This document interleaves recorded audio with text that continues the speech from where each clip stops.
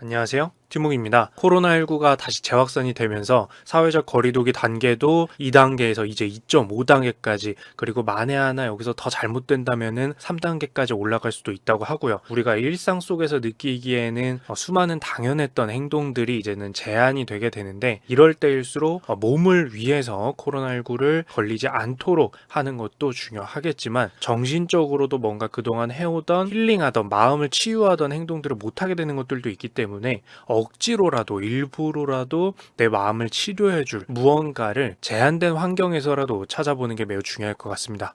네, 저도 이번 방송을 녹화하기 전에 캠 옵션을 조금 일부러 건드려 봤어요. 그래도 조금 더 보기 좋은 모습으로 녹화가 되는 게 좋지 않을까, 갑자기 문득 생각이 들어서 한 몇 분 정도 집중해서 캠 세팅을 좀 바꿔보기도 했습니다. 괜찮게 나오나요? 그럼 2020년 8월 4주차 이슈 하이라이트 이야기 시작해 보도록 할게요. 세 가지 이슈 준비해왔고요. 첫 번째는 과열도 괜찮아 평균 물가 목표제이고요. 두 번째는 컴퓨터가 곧 내가 된다라는 이슈예요. 상당히 재밌어 보이죠? 이것도 같이 알아볼 거고요. 세 번째는 코로나19와 관련이 있는 얘기인데 많이 들어보기도 하셨을 겁니다. 음압병실이라는 얘기 들어보셨을 건데요. 이 공기를 격리해주는 음압격리 병실과 이 최근 트렌드에 대해서 잠깐 알아보도록 하겠습니다. 자, 그러면 첫 번째, 과열도 괜찮아 평균 물가 목표제 이야기를 해볼 건데요. 시장에 돈을 풀 때마다 항상 같이 언급되는 것이 있습니다. 바로 물건들의 가격, 물가죠. 만약 경제를 살린다는 이유로 시장에 돈을 너무 많이 풀어서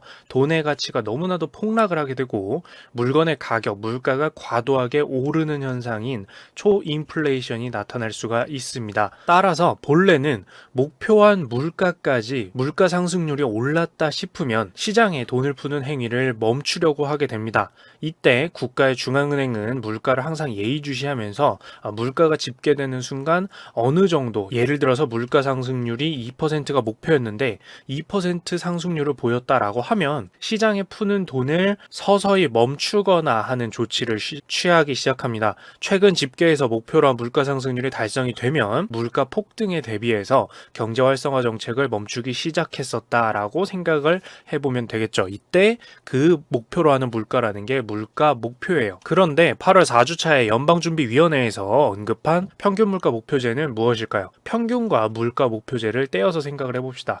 우선 물가 목표제인데요. 이건 앞서 말한 것처럼 시장에 돈을 풀어서 경제 활성화를 할 때 물가 수준을 목표로 두고 활성화를 한다고 했습니다. 거기에 도달하면 이제 경제 활성화를 멈추거나 멈추기 시작하는 겁니다. 그러다가 목표한, 예를 들어 2%만큼의 물가 상승률이 올라왔다라고 하면 물가 폭등을 사전에 예방하기 위해서 여기 달성이 됐으니까 경제 활성화 정책에 제동을 걸기 시작을 합니다. 혹시 오해하지 마세요. 어떤 정책이든 삽시간에 멈춰버리거나 급브레이크를 밟지는 않습니다. 중요한 건 텀을 두든 어쨌든 경제 활성화 정책을 더 이상 막 시행할 수는 없다라는 것을 목표한 물가 상승률에 도달을 하는 순간, 이 선에 딱 도달을 하는 순간, 예제에서는 2%에 도달을 하는 순간부터 알게 되고 이 중앙은행에서 조치를 취한다라는 점이죠. 그런데 여기에 평균이란 단어가 붙어서 평균 물가 목표제가 되었습니다.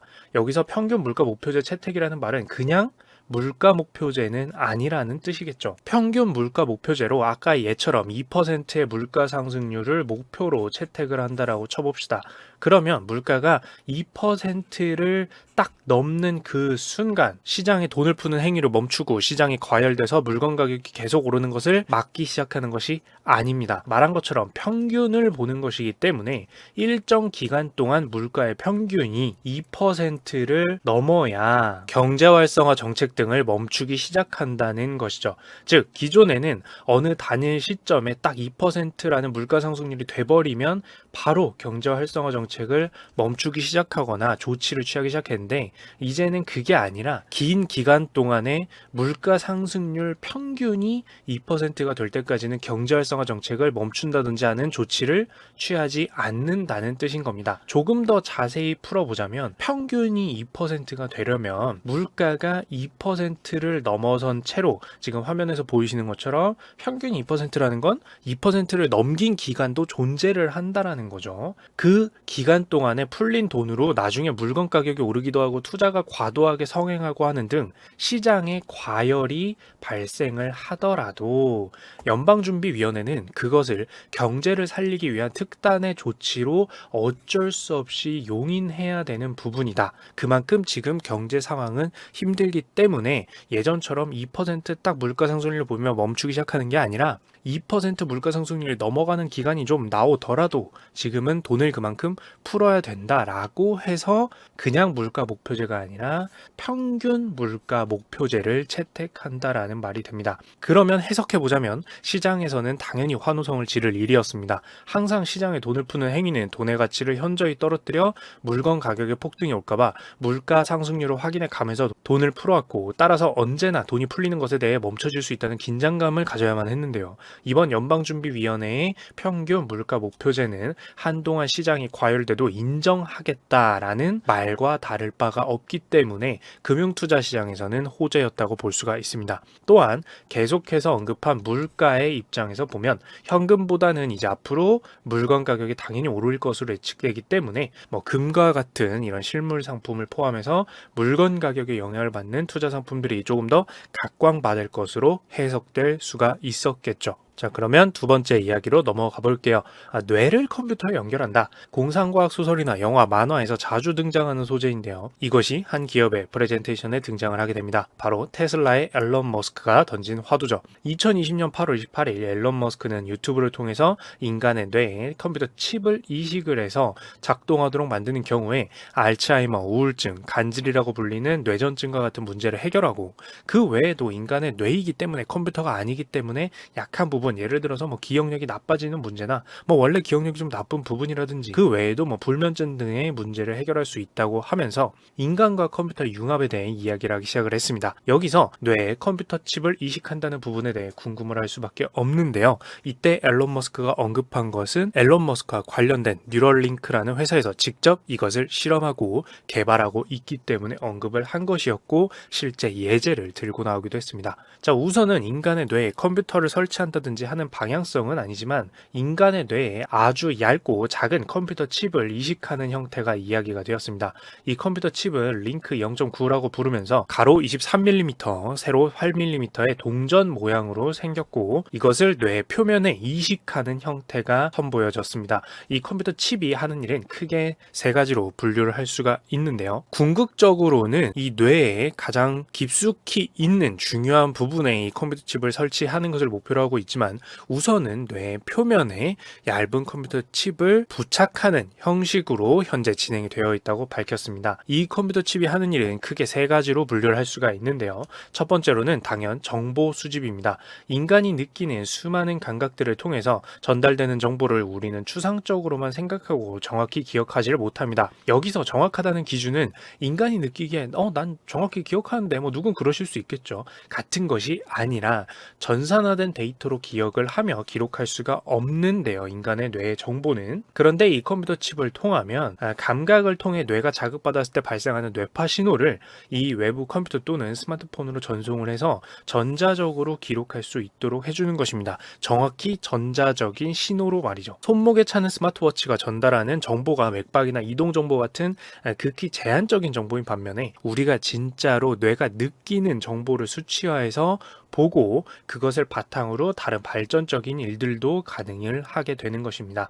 우리가 추상적으로 느끼고 표현하기 때문에 불분명한 정보로 인해서 겪는 문제들도 많으니까요. 예를 들어서 의사분들께 진단받는 경우에 환자의 응답 여부에만 의지해야 한다든지 하는데, 그 정보가 훨씬 확실해진다면 이 환자가 통증을 이만큼 느끼는데 지금 이 환자는 이걸 하고 싶었는데 이게 잘 안 되네 라고 확실하게 전자적인 정보로 볼 수가 있기 때문에 여러 가지 발전 가능성을 만들 수 있는 데이터 기록이라고 할 수가 있겠습니다. 자, 또한 두 번째로는 컴퓨터 칩이 신경에 직접적으로 전달하는 신호입니다. 인간과 동물의 뇌뿐만 아니라 척수 등에는 수많은 신경세포가 많이 퍼져 있고, 이 신경세포들이 전기 화학적으로 주고받는 신호를 통해서 우리는 감각을 느끼는 것뿐만 아니라 몸을 움직이고 장기가 신호에 맞춰 활동하고 있는데요. 문제는 생물은 모두 나이를 먹는 노화, 선천적인 문제 또는 사고 등으로 이런 신호가 원활하게 주고받아지지가 않아서 여러 가지 삶 속에 불편함을 겪는 경우들이 생긴다라는 점입니다.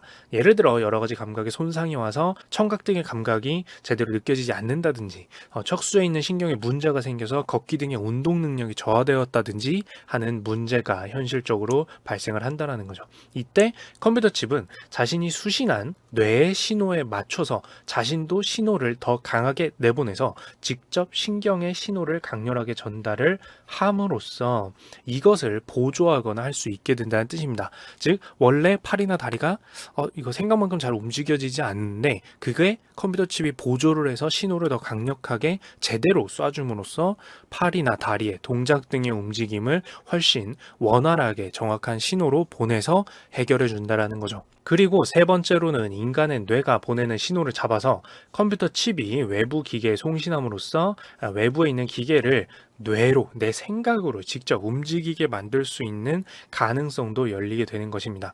인체에 부착하여 동작할 가능성이 높은 기계로 만들어진 신체가 이제는 뇌에서 생각하는 대로 움직여서 실제 뇌로 조작되는 내 팔과 다름없는 기계 팔을 나에게 부착할 수 있다면 의족이나 의수 같은 분야에서 그것을 사용해야 하시는 분들의 작동 편의성이 늘기도 하고, 그것뿐만 아니라 뇌를 통해서 내 생각을 통해서 실제로 바깥에 있는 어떤 기계를 보다 편하게 작동시킬 수 있다라고 한다면 그런 면에서도 일상 속 편의성이 증가할 수 있을 것으로 보이고 있습니다. 딱 들었을 때 뭔가 많은 문제를 해결할 수 있어 보이죠. 하지만 당연히 인간의 신경에 직접적으로 간섭하는 일이기 때문에 문제 제기가 있을 수밖에 없는데요. 인간에 대한 철학적이고 복잡한 문제 이전에 우선 뇌에 부착하는 컴퓨터 칩이 가질 것으로 보이는 단순한 문제들도 당연히 존재하고 있습니다. 첫째로 충전 문제라든지, 둘째로 뇌가 존재하는 환경은 기계가 부식될 수 있는 환경이기 때문에 컴퓨터 칩 역시도 우리 머릿속에서 부식될 수 있는 문제, 기계적인 결함이 발생했을 때 우리 인체에 해를 끼칠 수 있다든지 이런 부분도 존재하게 된다는 거고요. 그리고 세 번째로 당연히 컴퓨터 칩이기 때문에 오작동 문제도 있을 수가 있습니다. 이에 따라서 당연히 여러 가지 실험이 선제적으로 이루어지게 되는데요. 사실 8월 28일 이날의 발표에도 인간에 대한 직접적인 적용 이전에 돼지의 뇌에 부착하고 문제가 없는지 테스트하는 과정 등이 공개되었고, 그리고 실제 뇌에 컴퓨터 칩이 3개까지 부착된 돼지의 모습을 보여주기도 했습니다. 이렇듯 앞으로도 여러 가지 테스트를 통해서 일정이 진행될 것임을 밝히고, 최종적으로는 인공지능이라고 하는 최근에 발전하고 있는, 결국에는 인간이 아닌 것이 지능을 갖는 것, 이 인공지능을 이기려면 인간이 인공지능 수준이 되어야 한다고 이 테슬라의 앨런 머스크가 말을 하면서 그동안 계속해서 유지해 오던 뜻 중 하나인데 이것을 다시금 설파를 했습니다. 즉 컴퓨터 칩을 인간의 뇌에 넣어서 컴퓨터 칩이 인간의 뇌를 보조함으로써 인공지능에도 밀리지 않는 인간이 되어야 한다라는 것이 그의 주장이었죠. 그래서 결국 올해 내로 인간에 서서히 적용시켜 나갈 수 있도록 만들겠다고 발언을 했고요. 이 기술의 발전이 어떻게 진행될지 지켜보는 재미도 충분할 것 같아서 이슈로 가져와 봤습니다. 공상과학 같죠? 네, 그렇지 않습니다. 이제는. 자, 그리고 마지막입니다. 공기격리, 음압격리 병실인데요. 코로나19, 코비드19 재확산으로 인해서, 특히 급격한 재확산으로 인해서 당연히 드는 여러 가지 걱정도 많겠지만 궁금한 것도 많아질 수밖에 없고, 뭔가 경제 또는 뭔가 사업계에 참고할 만한 일이 있을까라고 생각할 수가 있는데요. 한번 이야기해 보도록 하겠습니다. 코로나19 확진 시 격리되는 것으로 알려진 병실 중에서 음압병동, 음압병실로 자주 언급되는 음압격리 병실에 대한 이야기입니다. 우선 음압격리 병실은 간단히 말해서 공기로 전염될 가능성이 있는 바이러스에 대해서 감염된 사람을 치료하면서 격리를 하기 위한 공간을 말하는데요. 일반 병실과 기능상 차이점은 무엇일까요? 자물쇠로 걸려 있는 걸까요? 아니죠. 바로 음압격리 병실 내부의 공기가, 바이러스가 떠다닐 수도 있는 이 공기가 일반적인 방법으로는 외부로 나가지를 못하게 되어 있다라는 것입니다. 아니 그럼 병실 안에 있는 환자는 어떻게 할까요? 공기가 다 떨어지면 숨을 못 쉴 텐데 당연히 외부의 공기 내부로 들어올 수가 있는 상태로 만들었겠죠. 근데 그러면 외부에 있는 공기는 내부에 자연스럽게 들어오는데 내부에 있는 공기는 외부에 못 나간다? 아니 이것을 가능하게 해주는 게 바로 뭘까라고 했을 때 그게 음압격리 병실이고요. 어떻게 밖에서 안으로는 공기가 자연스럽게 들어오는데 안에서 밖으로는 공기가 빠져나갈 수 없을까요? 자, 우선 여러분들 대중교통에서 사람들이 미어 터지고 있는데 어쩔 수 없이 여러분들도 타고 있었다고 해볼게요. 사람들 사이에 공간도 거의 없고 간신히 휴대폰도 막 눈앞에서 이렇게 두고서야 볼 수 있을 정도로 사람들 다닥다닥 붙어서 막 불쾌하고 땀나는 것 같고 다른 사람들 신경 쓰이고 그렇게 있습니다. 계속해서 서로 밀고 있을 정도로 굉장히 좁은 움츠러들고 있는 상태에서 어디 갈 곳이 없기 때문에 최대한 서로 안 부딪혀 보려고 움츠러들고 내 몸을 이렇게 구겨놓고 아주 꽉꽉 들어차 있는 상태예요. 꽉 눌려 있는 거죠, 서로. 그런데 이때 한켠에 사람들 사이가 널찍널찍한 공간이 있었던 겁니다. 거의 빈 공간이 있는 거죠. 그러면 어떻게 될까요? 자연스럽게 그곳으로 사람들이 한 명 한 명씩 밀려가면서, 왜냐면 이렇게 구기고 있었으니까 저기 빈 공간 있으면 이렇게 몸을 펴면서 그쪽으로 갈 거 아니에요. 여유가 있는 곳으로 꽉꽉 들어차 있던 위치에서 사람들 가격이 점점 멀어지면서 여유 공간으로 밀려나게 됩니다. 사람들이. 그렇게 빈 공간으로 사람들이 밀려나겠죠. 핵심은 무언가 그득그득 들어차 있는 곳과 덜 들어차 있는 곳이 있으면 그득그득 들어차 있던 곳에서 덜 들어차 있는 곳으로 이동이 일어난다라는 점입니다. 그게 공기도 마찬가지인데요. 아주 공기가 그득그득한 고기압에서 공기가 적은 저기압으로 공기가 밀려간다라는 거죠. 자, 이 개념을 가지고 생각을 해보면 음압격리 병실은 병실 내부의 공기를 강제로 일부 빼내서 공기가 병실 바깥보다 상대적으로 적은 공기 상태를 유지를 하게 됩니다. 이렇게 되면 외부와 연결되어 있는 문틈이나 이런 곳이 있더라도 공기가 오갈 수 있는 구멍이 존재하더라도 어떻게 될까요? 상대적으로 공기끼리 밀집되어 있는, 대중교통에서 사람들 막 미어 터지려고 하는 그것과 같은 공간인 바깥에서 병실 안으로는 공기가 밀려서 들어오더라도 안에서 바깥으로, 즉 병실 안에서 바깥으로, 공기끼리 여유로운 병실 안에서 생활하다가 공기끼리 엄청 부대끼고 있는 바깥으로 가진 않을 거 아니에요.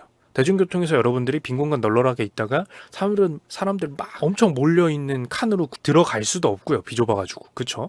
그렇기 때문에 병실 안에서, 공기가 적은 병실 안에서 공기가 미어 터지고 있는 바깥으로는 이동이 일어나질 않게 됩니다.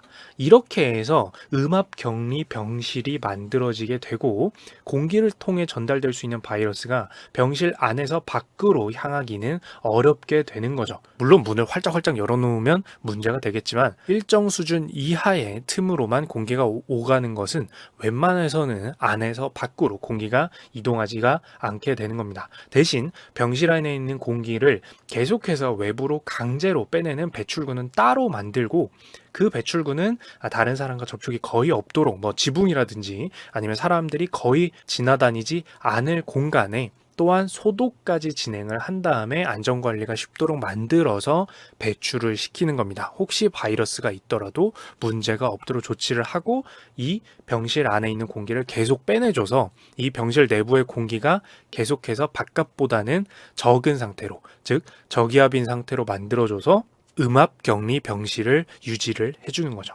다만 이런 병실은 공기 상태를 확인 및 관리해주는 기기와 말씀드린 것처럼 함께 만들어져야 되기 때문에 일반적인 병실에 기계 조금 갖다 놓는다고 설치할 수 있는 것이 아닌데요. 따라서 코로나19 사태와 같이 음압격리 병실의 설치가 급하거나 급격히 많이 필요할 때 병원 건물 자체에다가 음압격리 병실 기본 병실에서 바꾸려고 하더라도 막 또 공사하고 막 여러 가지 배출구나 이런 것도 만들어야 되고 걷다 갔다 설치해야 되고, 이렇게 해서 사실 음압격리 병실을 기존 병원에다가 설치하는 것이 굉장히 증설하는 것이, 늘리는 것이 힘들게 되는데, 그 문제점을 해결하기 위해서 최근에 이런 음압격리 병실에도 또 설치 트렌드가 생긴 것이 바로 모듈형 음압격리 병실이 되겠습니다. 2020년 8월 기준으로 최근에는 이 모듈형이란 형태로, 쉽게 말해서 병원 건물 내에 병실을 막 개조하고 공사해서 만드는 음압격리 병실을 만드는 것이 아니라 별도로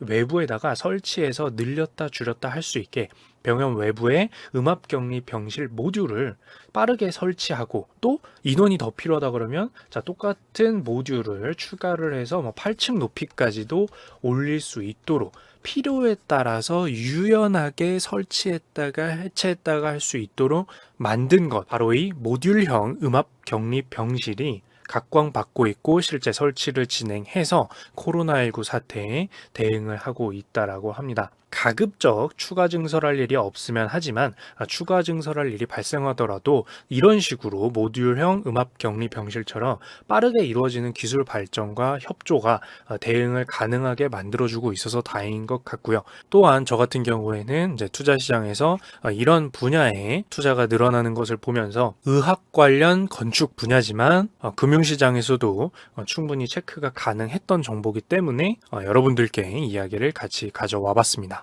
자, 여기까지 8월 4주차 이슈 하이라이트를 가져와 봤는데요. 항상 좋은 일만 있으면 좋겠지만 아쉽게도 아직까지는 코로나19의 마수에서 벗어나지 못하는 모습을 보였습니다. 그리고 이제 추가적인 이야기인데 백신에 대해서 너무 허황된 신뢰가 생기는 것보다는 그래도 우리가 일상생활에서 주의하는 것이 더 중요하다라는 것, 추가적인 정보를 좀 얘기를 하자면 최근에 이제 모더나 같은 백신 이야기가 계속해서 나오던 곳에서 밝혀진 바에 따르면 현재까지 개발되고 있는 이 백신 같은 경우에는 보관 상태가 극저온, 약 영하 마이너스 70도 수준에서 보관을 해야 유지가 되는 등 이 백신이 실제로 기능상 작동을 하더라도 백신이라는 상품을 관리하거나 이런 것들도 굉장히 어려울 수가 있기 때문에 과연 이 백신이 잘 공급될지 여러 가지 아직도 장벽이 남은 상태니까 제일 중요한 것은 역시 사람들끼리 방역에 열심히 동참을 하는 것 같습니다. 자, 그럼 여기까지 이상 티묵이었습니다. 감사합니다.